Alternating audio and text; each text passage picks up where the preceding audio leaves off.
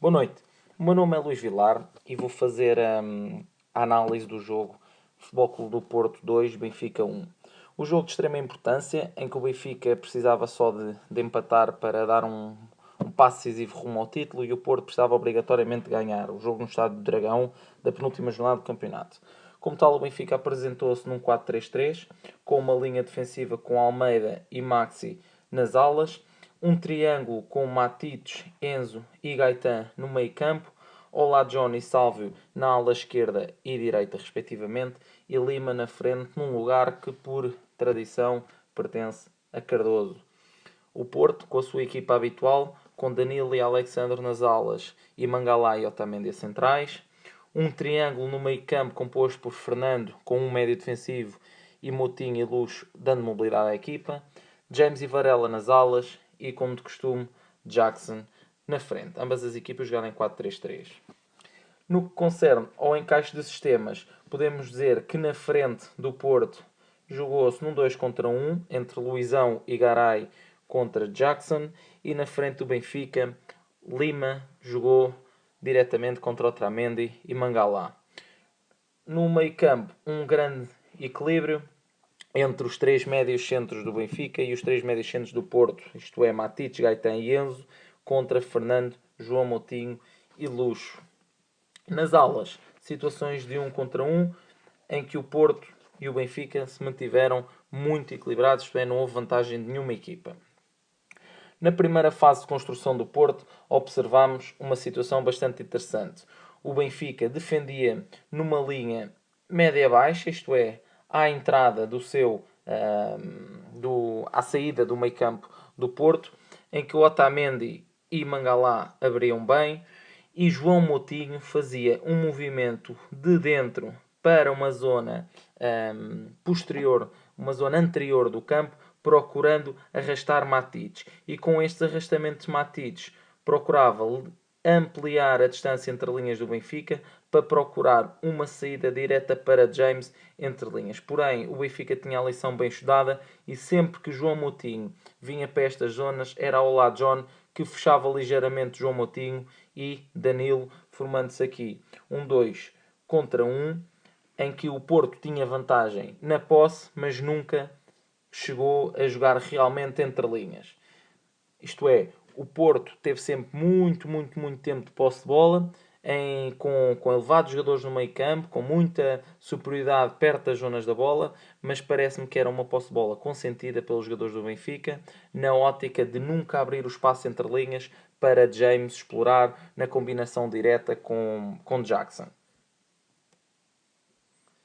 Na primeira fase de construção do Benfica, o Porto foi sempre muito pressionante, com uma linha de marcação muito alta, sempre na entrada de jogo do Benfica, em que Jackson pressionava o primeiro central e quando a bola saía no segundo central era o primeiro médio centro, neste caso João Moutinho, quando a bola começava em Luizão, ou então quando Jackson pressionava Garay, era Lúcio que pressionava logo Luizão. Fernando marcava Gaetan, James e Almeida homem a homem e muito dificilmente o Benfica conseguia sair.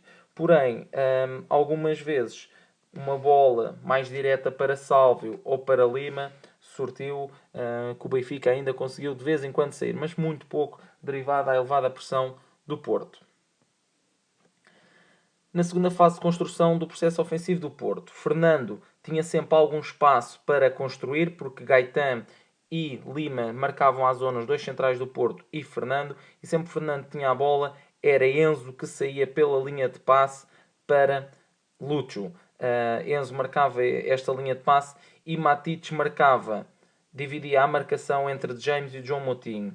Raras foram as vezes que André Almeida, sobretudo na primeira parte, acompanhou James para posições interiores, mas Matites marcou sempre muito bem esta linha de passe, marcando posicionalmente João Moutinho e pela linha de passe de James. Nunca o Porto conseguiu jogar esta bola aqui que lhe permitisse a combinação direta para libertar James ou na frente ou no arrastamento para Jackson ficar de frente. Aliás, Jackson, na minha opinião, dado que o jogo nunca entrou entre linhas, Jackson passou um pouco ao lado do jogo, e muito possivelmente não pela marcação de Luizão e Garay, mas sim pela zona excelente de Matic e Enzo. O Benfica, na segunda fase de construção do ataque, teve algumas dificuldades, mesmo muitas dificuldades, mas teve uma grande vantagem, que foi a incursão de Lima no processo ofensivo e não Cardoso. O que acontecia é que sempre que a bola entrava em Gaetan, Lima saía no tempo certo para dar uma linha de passe a Gaetan.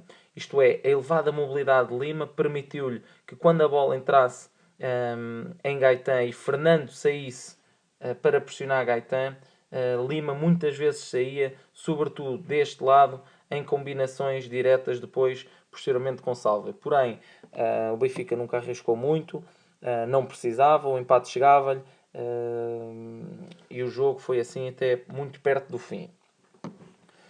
Ao intervalo, notou-se a primeira alteração estratégica do Porto, isto é, na primeira fase de construção do processo ofensivo, em vez de James estar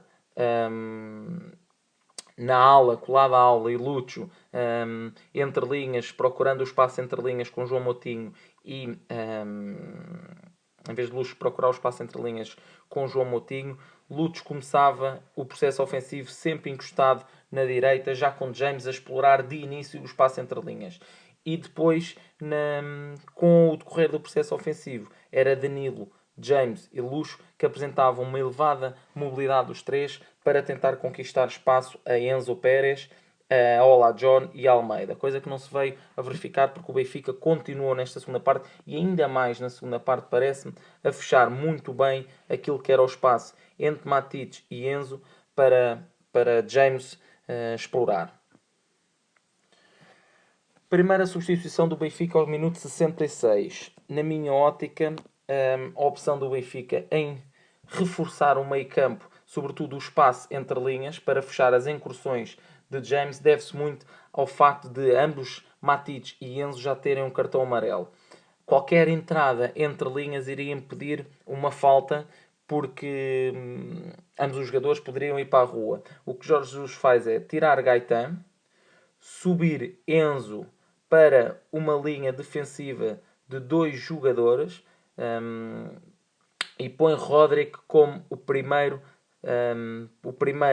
médio centro, que tem como responsabilidade fechar este espaço e, dado que não tem nenhum cartão amarelo, possivelmente arriscar o desarme e fazer uma falta sobre o João Moutinho. Esta foi a primeira alteração do Benfica ao minuto 66 e deixem-me dizer, na minha ótica, muito bem conseguida.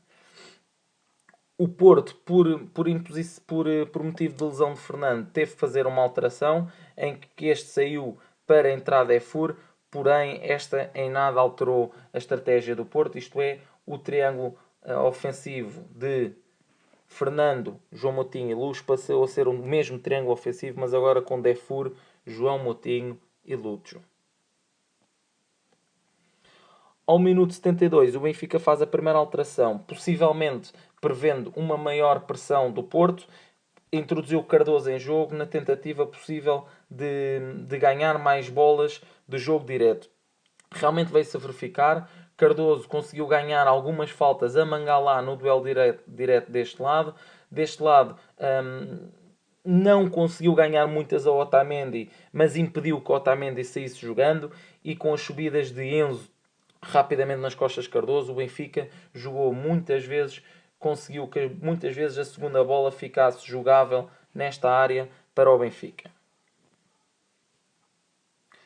Aos 78 minutos, o Porto faz a segunda substituição, em que tira Lúcio do triângulo, coloca James no triângulo, perspectivando uma maior ofensividade do triângulo do Porto. Varela muda de flanco para a direita e Kelvin entra para a esquerda. Kelvin, que tem sido muito preponderante e decisivo nos últimos jogos do Porto. Teve inclusive um jogo em que virou por completo a dinâmica ofensiva do Porto. E neste momento temos aqui uma dinâmica diferente de Almeida e Varela. Almeida, um jogador que tinha sobretudo nesta segunda parte, acompanhado muito James nas incursões laterais, vê-se agora com um comportamento e uma dinâmica de um contra um totalmente diferente. Isto é, dinâmicas de um contra um em que o extremo contrário já não ia entre linhas, mas sim deslocava-se em profundidade pelo corredor. O ouvinte se poderá se lembrar, rapidamente na primeira vez que Varela cai neste corredor, ganhou logo as costas a André Almeida com um passe para esta zona e um cruzamento tirado muito bem por Varela. O Porto, dado que precisava de ganhar ao minuto 84, decidiu fazer uma substituição e alterar o sistema de jogo do seu 4-3-3 mais tradicional para um 3-3-4. O que aconteceu foi que tirou o defesa direito, Otamendi passou a compensar mais o corredor lateral, Mangalá sozinho no corredor central para Cardoso e Alexandro continuava a marcar Sálvio, e quem entrou foi Lietzen para jogar lado a lado com Jackson. Tudo o resto manteve-se igual, com João Moutinho e James a procurarem muita mobilidade, com João Moutinho e Defur a darem algum equilíbrio ao meio campo do Porto e James a continuar a procurar os passos entre linhas. Neste momento o triângulo do Porto é um triângulo com duplo pivô defensivo, dado que só existiam 3 defesas. No mesmo minuto, o Benfica retira o Olajuwon por motivos de fadiga e coloca Aimar. Porém, quem passa a fazer o corredor esquerdo é Enzo, a fechar muito bem esta zona, e Aimar a jogar na posição de 10 e a defender muitas vezes lado a lado com Cardoso. E o Benfica passou a jogar neste figurino defensivo. Para terminar, deixem-me falar de alguns dos pontos que, em minha opinião, foram preponderantes neste jogo. Primeiro, um equilíbrio muito dominante entre as equipas.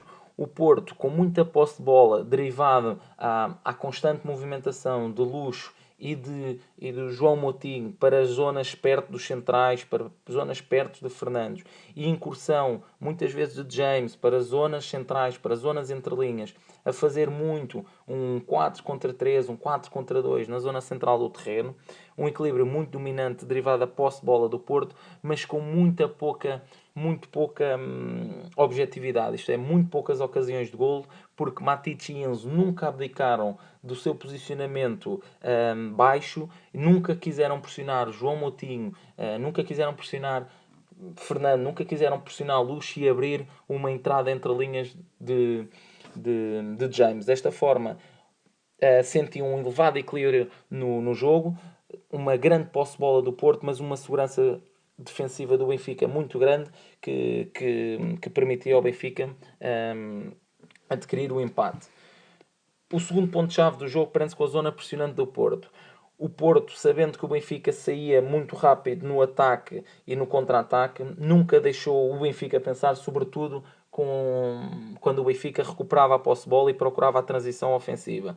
Foram muitas as faltas que o João Moutinho e sobretudo Fernando fizeram ao longo do jogo, sempre que o Benfica tentava sair na frente. Assim que Fernando recebeu um amarelo, depois de muitas faltas, foi substituído, e Defur na primeira jogada para um contra-ataque do Benfica, e na segunda leva de imediato um cartão amarelo por mão, algo casual, mas mais uma vez a parar o ataque do Benfica. Terceiro ponto-chave do jogo, que de verdade também não estava à espera, porque perspectivei que Cardoso saísse a jogar de início, a capacidade de Lima em oferecer saída de bola aos médios do Benfica. Tanto Matic, tanto Enzo, tanto Gaetan sempre tinham a bola. A elevada mobilidade de Lima conseguia desmarcar-se pelas costas de Fernando, ocupar zonas fora e longe do Otamendi e Mangalá, que lhe permitiram receber a bola e fazer combinações com Olajuwon, mas sobretudo com Sálvio do lado direito. E depois, possivelmente, aponte a chave do jogo. Um equilíbrio no jogo. Os dois golos conseguidos, o primeiro golo do Benfica e o único golo do Benfica e o primeiro golo do Porto, acabam por ser ressaltos de bola. O primeiro golo do Benfica, um remate que bate no defesa do Porto e acaba por cair no Gaetan na ala contrária sozinho. O gol do Porto acaba por não ser de um desequilíbrio, acaba por ser um cruzamento que bate também no defesa do Benfica e acaba por entrar na baliza.